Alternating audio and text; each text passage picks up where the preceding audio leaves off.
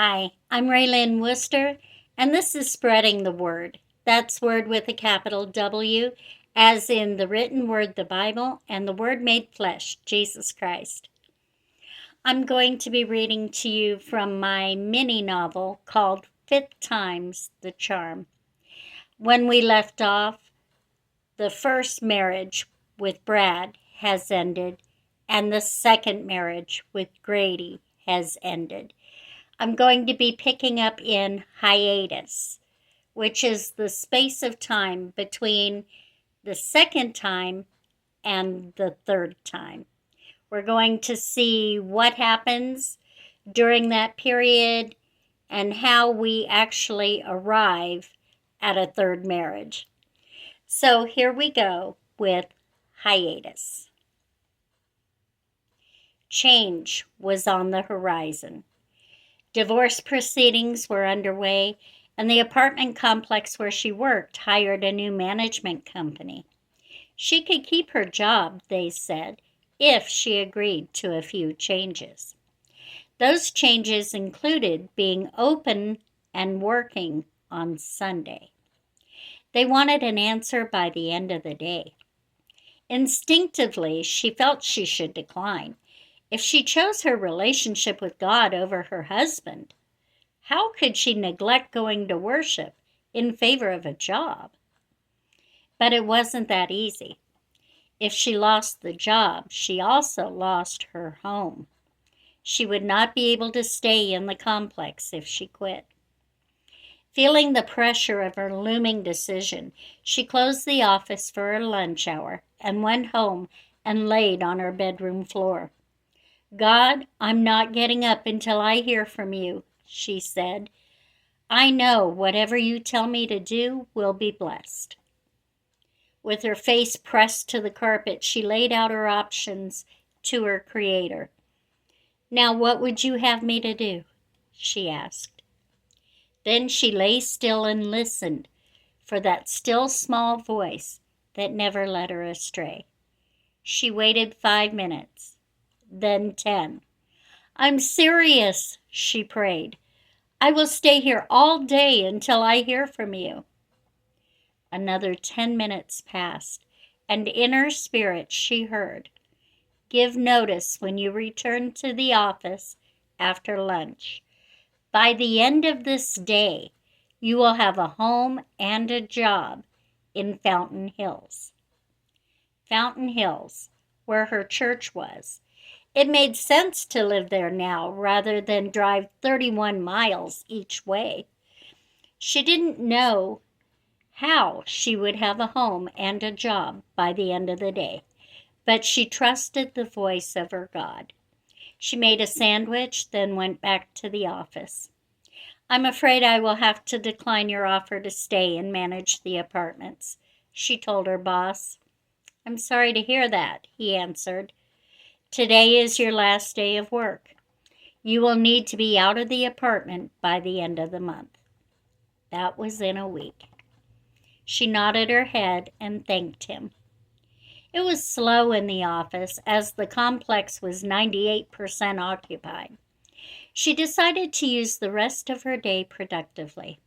First, she put in a call to Grady. I'm going to be moving to Fountain Hills the beginning of next week, she told him. I need 3 things from you: some money, the use of your truck, and help moving. That quick? He asked. Do you even have a place to move to? Where are you going to work? I don't have a place or a job there yet, she replied, but I will have before the day is out. Okay, he said, obviously less convinced than she was. When do you need me in the truck? This weekend, Saturday morning. I can do that, he answered and hung up the phone. No money. Well, 2 out of 3 isn't bad, I guess. Next, she picked up her phone and called a man who went to her church. She was good friends with this man and his wife. She explained what the Lord had told her, and he asked for the office's fax number. She gave it to him, and then he said, Let me work on this. Call you back soon. Half an hour later, a tone alerted an incoming fax. Her friend, Eddie, had faxed her a copy of the recent help wanted ads in Fountain Hills. Okay, Lord, let's find a job. Of the 6 jobs listed, 2 required degrees she didn't have. 1 required a commute, and 1 said working weekends was non-negotiable. That left 2. She called them both. 1 went straight to voicemail, so she left her number. Then she called the other one. It was a telemarketing company that was hiring immediately for telemarketers. It paid above minimum wage plus bonuses. Hours were flexible, and she could start as soon as she liked. She faxed a copy of her driver's license, and they faxed her an application, which she filled out and faxed right back. She was hired over the phone to start on Wednesday of the following week. That would give her a few days to set up housekeeping and get the kids settled in a new school before she had to begin her job. No sooner was that settled, and the phone rang. It was Eddie. A friend of mine does house cleaning for a realtor in town, and she asked about apartments coming available. She told them a friend of hers was moving to Fountain Hills and would need a 2-bedroom apartment as early as this weekend. They had a 3-bedroom apartment in which the previous tenant had moved out in the middle of the night with no notice, and it hadn't even been listed for rent yet. She said the rent is $400 a month, including utilities, and if you don't mind cleaning it yourself, you would only need to pay the first month's rent upon move-in, and they would waive a security deposit. They said they would hold it upon my say-so, and you could move in whenever you are ready. She gave a little squeal of excitement. Yes, Eddie, tell them yes. I want it, and I'd like a key for Saturday morning. I'll get it and hang on to it for you, he offered. I guess we'll see you Saturday, sis. Isn't our God incredible, Eddie? She asked. He certainly is, Eddie said, then disconnected the call. 2 hours after her last call to Grady, she called him again. I got a job and a home in Fountain Hills, Grady. I will need you on Saturday. Wow, he said. He hadn't believed it would happen that quickly. Okay, see you Saturday. She spent the rest of her day cleaning out her desk and tying up loose ends so she could leave the business in as good shape as possible for whomever would take her place. As she was leaving for the evening, her boss handed her an envelope. What's this? She asked. Salary for the rest of the month and compensation for earned vacation time not used, he replied. She opened the envelope. Inside was a check for $500. It would pay the rent and buy some groceries. God was so good. Unbeknownst to her, Eddie's wife, Amanda, got the key to the apartment early and cleaned it herself before they arrived with all their belongings Saturday afternoon. Grady had arrived early Saturday as promised and helped her load everything into his pickup. She had used the few remaining days of the week after her last day of work, boxing everything up and getting it ready for the move. The kids were excited for a new adventure and pitched in and helped as well. Everything was unloaded and the kids had each picked a room before Grady left to head home.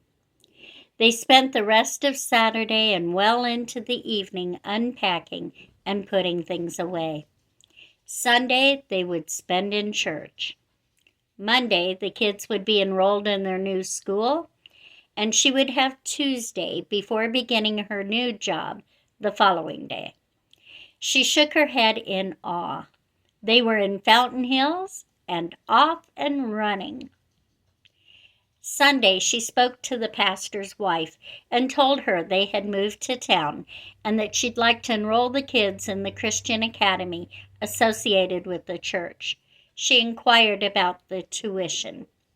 She knew private schools were pricey, but she also knew this was God's will, and He would make a way. "We have an opening for a school lunch lady," she was told. "If you can work 2 hours a day doing that, we would waive tuition for the kids.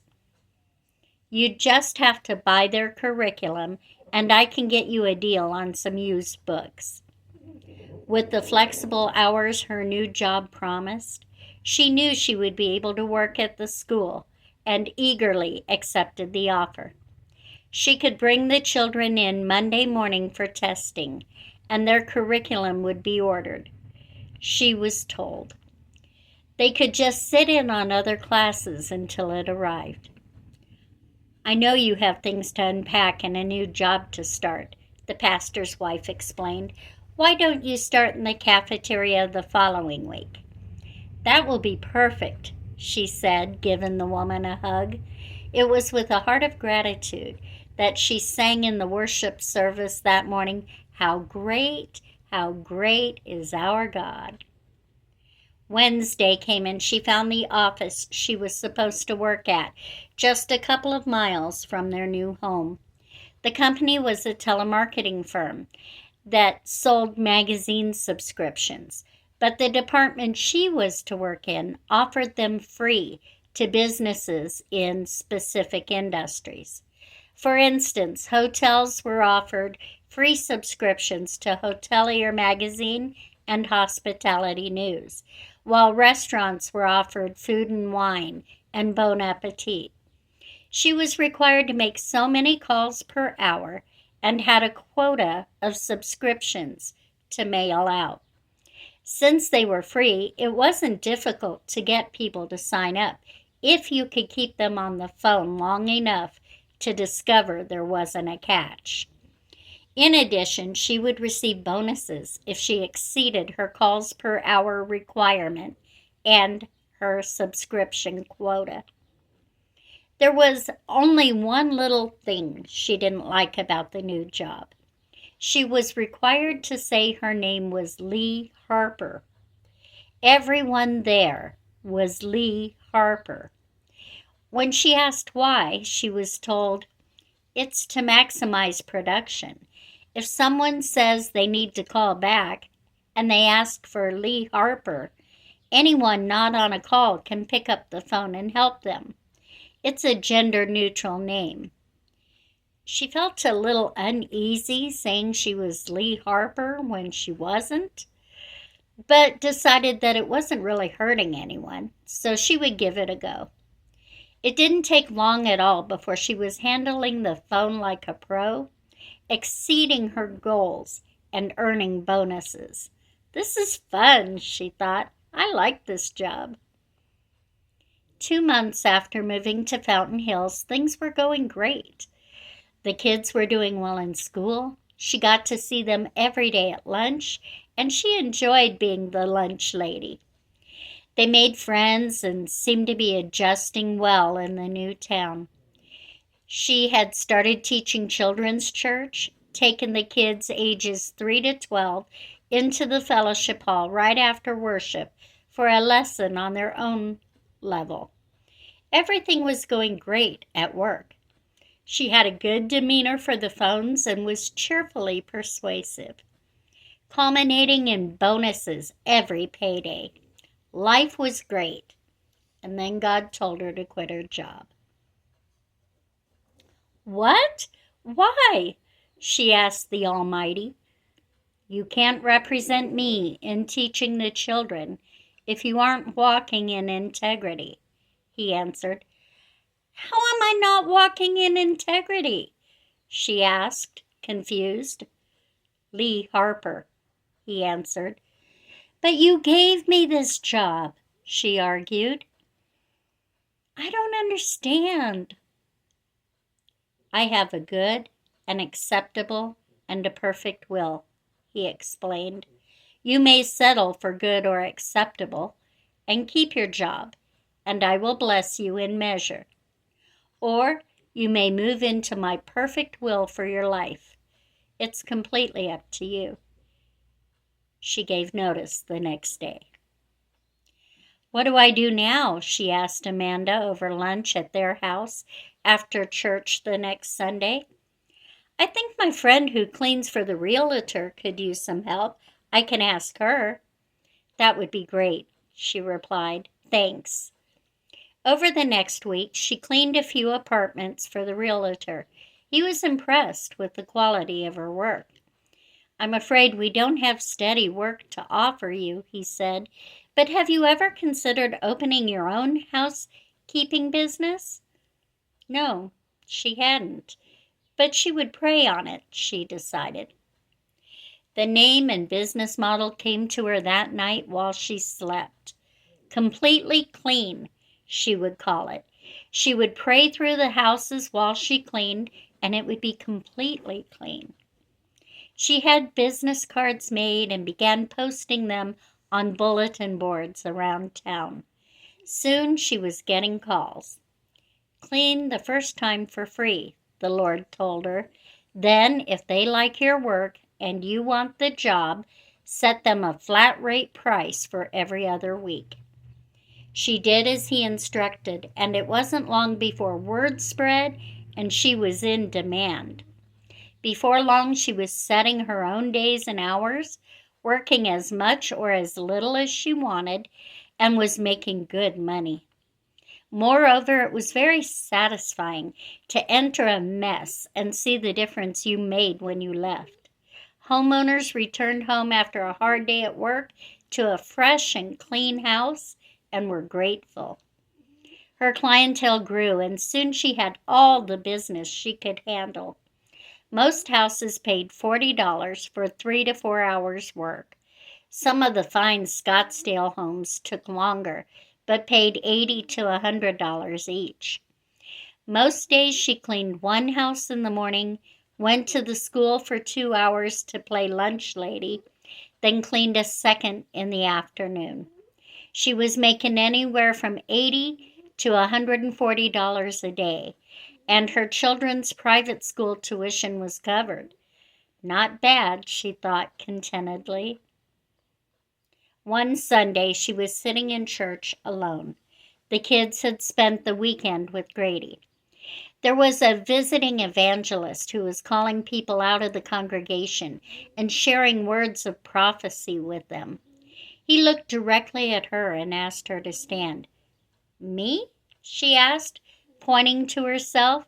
Yes, you. The Lord has a word for you. She stood, anxious to hear what he would say. The Lord said to tell you to buy a wedding dress, he started. No way, she thought. Now I know this guy isn't legit. He continued, and this is how you will know who the Lord has chosen you to marry. He will love you like Christ loves the church, in that he would give his life for you. And he will raise your 2 children in the nurture and admonition of the Lord. She sat down stunned. After service, she asked the pastor's wife if they had discussed her with the evangelist before the service started. No, of course not, she answered. Why would we? Well, how did he know I had 2 kids then?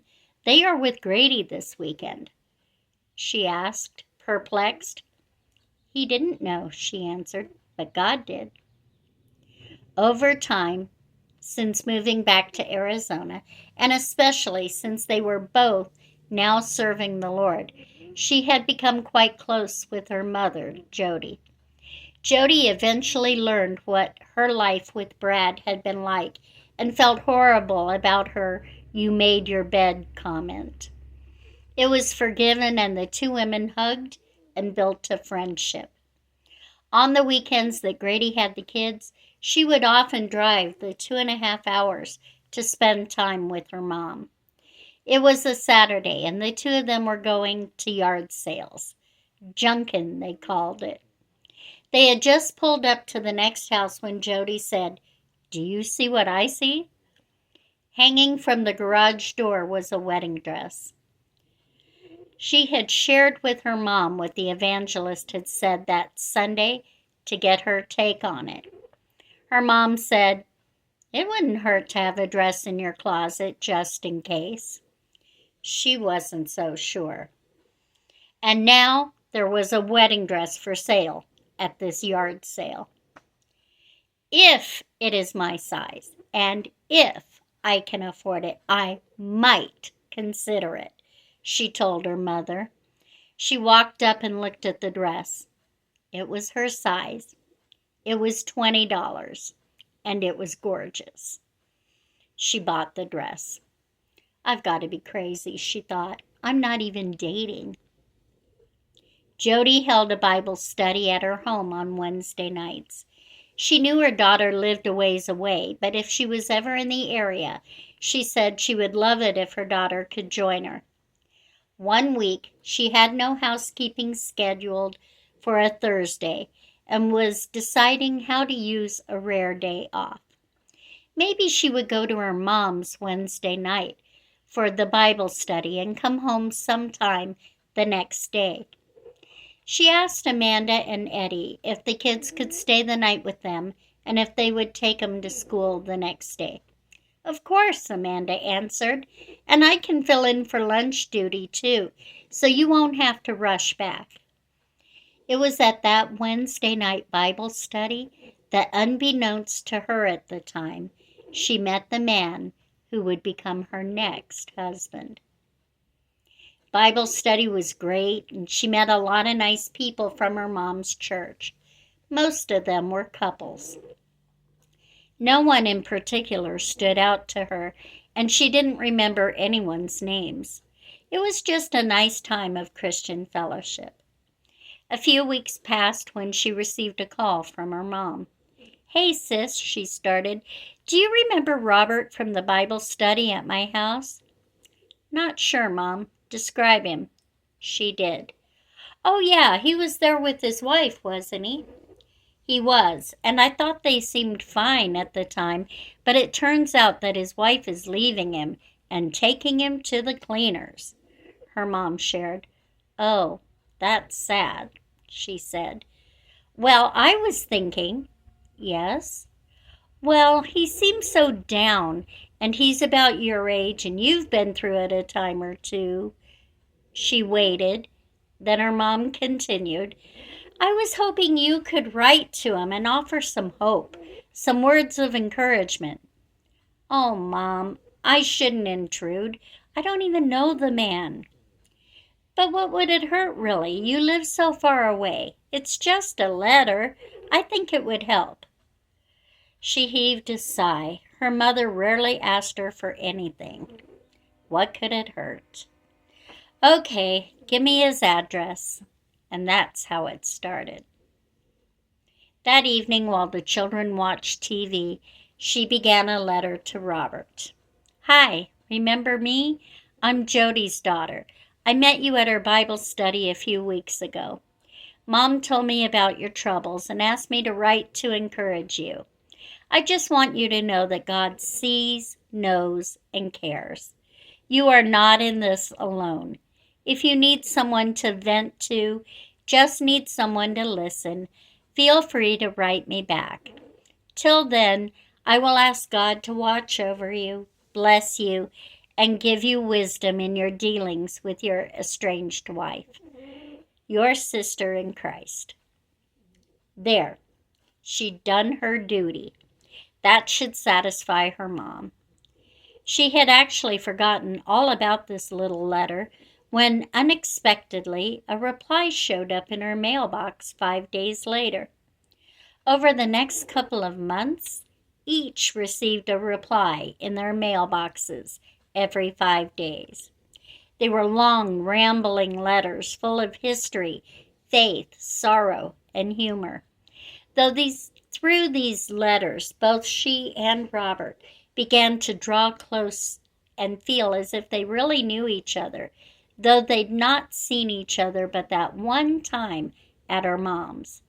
The next step was inevitable. It was time to meet again. "When's the next time you're coming down to see your mom?" he asked on the phone. She had been surprised to get the call, though they'd exchanged phone numbers in one of their letters. This was the first time they'd actually talked. "Well, she's missing the kids," she answered. "Maybe this weekend?" "Bring a dress when you come," he requested. "I want to take you out for dinner." She rolled her eyes and was instantly thankful he couldn't see her. "There is nowhere in Benson nice enough to wear a dress for dinner," she responded. Robert answered with a grin. "I'm taking you to dinner in Tucson." "Oh, that changes things," she thought. "Time to go dress shopping." They left Benson right after the kids got out of school on Friday. Grandma Jody would keep them while Robert took their mom out to dinner. She was nervous and excited. She couldn't remember the last date she'd been on. Robert arrived at Jody's door looking handsome and nervous as well. Then they were off. He took her to Bobby McGee's. She'd never been to a place with so much character. It was fun. When the waitress arrived, she put Robert on the spot. "Will you order for me?" she asked. "Anything but seafood," she silently begged. "I can choke down anything else." Robert looked at the menu and smiled. "The lady and I will each have a ribeye steak, cooked medium, sweet potato fries, and a house salad with ranch dressing. Iced tea to drink?" "Yes, unsweetened, please, with a lot of ice." "Thank you." The waitress left to put in their orders. She looked at Robert in amazement.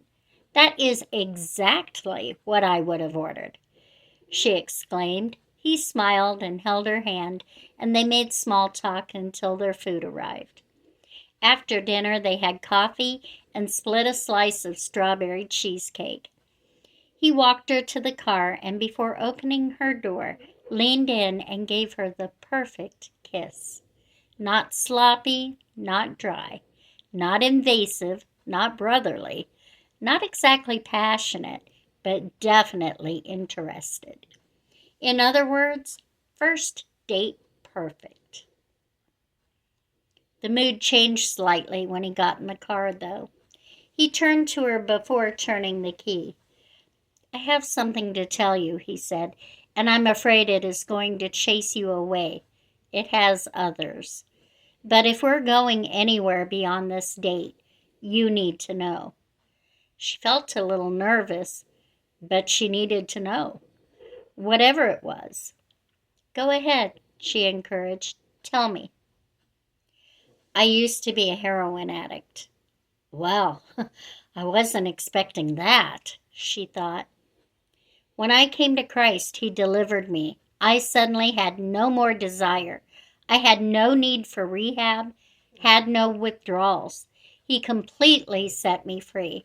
I haven't used since." He now looked from his hands, which he'd been staring at during his confession, into her eyes. She saw a myriad of emotions there: fear, hope, anxiety, desperate longing for understanding. She remained silent a few agonizing moments while she processed all she'd heard. Then she asked him a question. "Do you believe the Bible?" "I do." "The Bible says if any man is in Christ, he is a new creation. Old things are passed away, and all things have become new. Does that describe you?" "It does."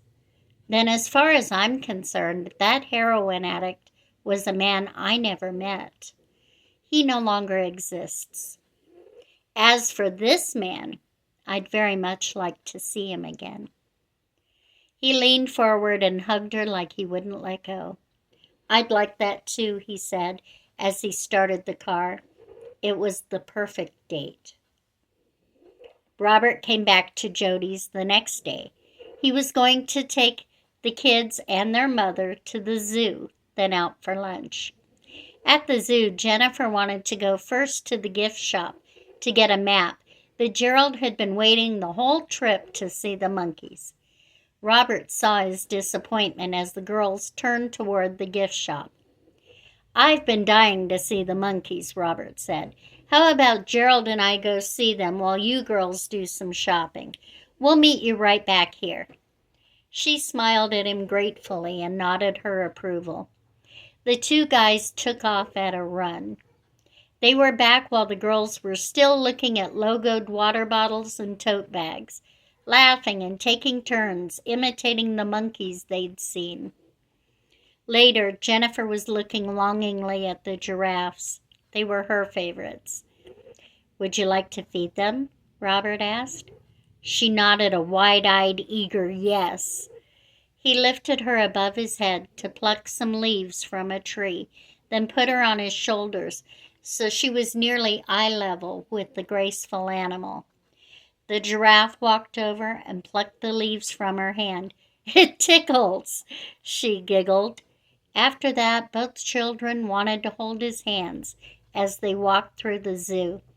She noticed with satisfaction that he was genuinely having fun with her children. Not once did he look over his shoulder to see if she was watching or to check her reaction. After the zoo, the four of them went to Fur's cafeteria. They stood in line to choose their food, then found a table at which to sit. Suddenly, Gerald decided he didn't want to eat his dinner. He wanted to get dessert first. His mother told him he could have dessert after he finished his dinner. He pouted, pushed his plate away, and smarted off to her.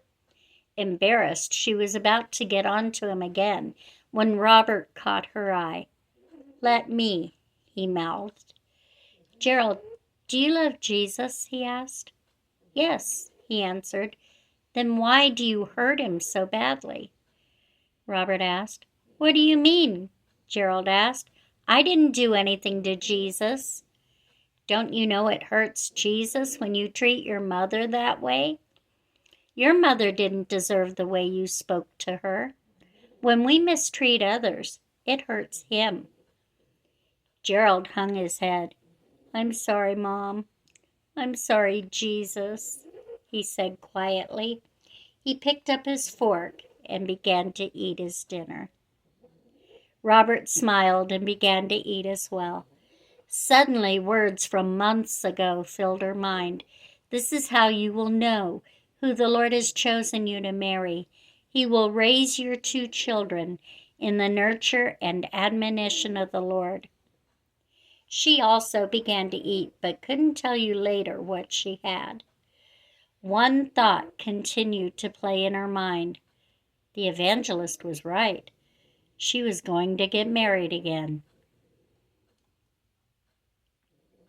She and the children were back in Benson again for the 4th of July. Grandma Jody had a ministry called Clowns for Christ in association with her church, and the clowns had a float in the Independence Day parade. Robert joined them.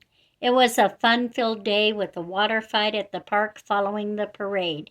It was a hot Arizona day, so when two opposing fire departments aimed their hoses at a barrel suspended from a high wire above the crowd for a fun-filled tug-of-war, everyone stood beneath it to get cooled off in the spray. Later that evening, everyone gathered at a drier spot of the park to spread blankets on the ground and watch the fireworks. The kids begged to go sit with their friends, leaving their mom and Robert alone on their blanket. The fireworks display was notoriously spectacular for a town the size of Benson, but the couple barely noticed. They were making their own fireworks. The next month, Robert called to say he'd like to come visit her for a weekend. He would stay at a hotel nearby, but wanted to spend the weekend with her and the kids in their own town and see where she lived. "He's bringing a ring," the Lord told her after Robert had hung up. "Better give your mom a heads up." She sat stunned for a moment, then jumped up with a little squeal. She called her mom. She told him about Robert's upcoming visit and told her what the Lord had shared. "And I'm going to say yes. I just wanted to give you a heads up." When Robert arrived the next weekend, he presented a ring and asked her to marry him. She tried to act surprised.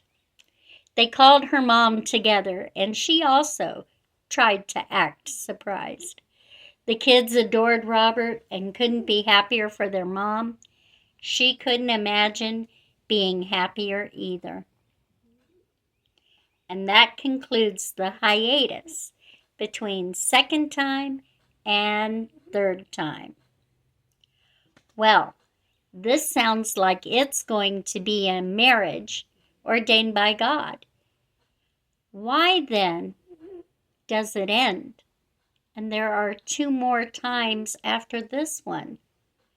Well, you're going to have to just tune in to the next video called Third Time to find out.